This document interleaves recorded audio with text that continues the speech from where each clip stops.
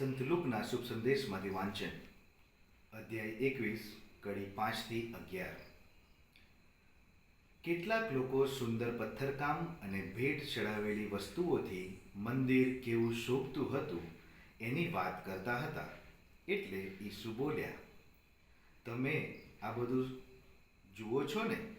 પણ એવો સમય આવશે જ્યારે આમાંનો એક પણ પથ્થર બીજા ઉપર રહેવાનો નથી, બધા જ ઉથલાવી પાડવામાં આવશે.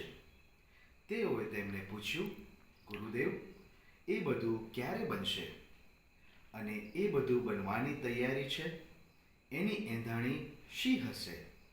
ઈસુએ કહ્યું, જોજો, કોઈ તમને ભરમાવે નહીં, કારણ મારું નામ ધારણ કરીને ઘણા આવશે અને કહેશે, હું જ છું તે, અને એ ઘડી આવી પહોંચી છે. તેમની પાછળ જશો નહીં. અને જ્યારે તમે યુદ્ધો અને ઉથલપાથલોની વાત સાંભળો ત્યારે ગભરાટમાં પડશો નહીં, કારણ એવું બધું તો પહેલાં બનવાનું જ, પણ તરત જ અંત આવવાનો નથી. પછી તેમણે કહ્યું, પ્રજા વિરુદ્ધ પ્રજા અને રાજ્ય વિરુદ્ધ રાજ્ય યુદ્ધે ચડશે. મોટા મોટા ધરતીકંપ થશે, ઠેક ઠેકાણે દુકાળ પડશે અને રોગચાળો ફાટી નીકળશે. આકાશમાં ભયંકર દ્રશ્યો અને મોટી એંધાણીઓ દેખાશે. આ પ્રભુની વાણી છે. પ્રભુ ઈસુમાં મારા વાલા ભાઈઓ અને બહેનો, આપણે સર્વ હવે આગમન ઋતુના નજીકના દિવસોમાં છીએ અને આ સામાન્યકાળનું છેલ્લું અઠવાડિયું છે. ત્યારે આજનો શુભ સંદેશ આપણને સર્વને આપણી આધ્યાત્મિક તૈયારીની વાત કરવાની વાત કરે છે.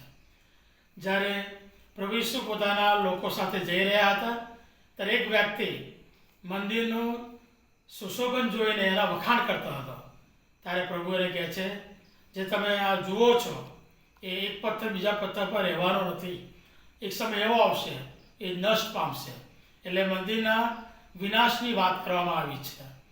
એટલે આ વસ્તુ દ્વારા પ્રભુ ઈસુ આજે તમને મને સર્વને એ જ જણાવે છે કે આપણું જીવન કાયમ માટે દુનિયામાં નથી. જે કંઈ સુંદર દેખાય છે, સુશીલ દેખાય છે, એ ફક્ત મિથ્યા છે. એ આજે છે અને કાલે નથી. ઝાડ પાન જુઓ, ફૂલો જુઓ, એક દિવસ સુંદર મજાના લાગે પણ એનું આયુષ્ય લાંબુ હોતું નથી. એટલે તે આપણું જીવન પણ એવું છે. એટલે તમે ગમે તેટલું આપણા શરીરને શોભાવીએ કે આપણે સુંદર બનાવીએ, પણ એ લાંબુ ટકવાનું નથી. જે વિનાશકાળ આવે ત્યારે બધું નષ્ટ પામવાનું છે.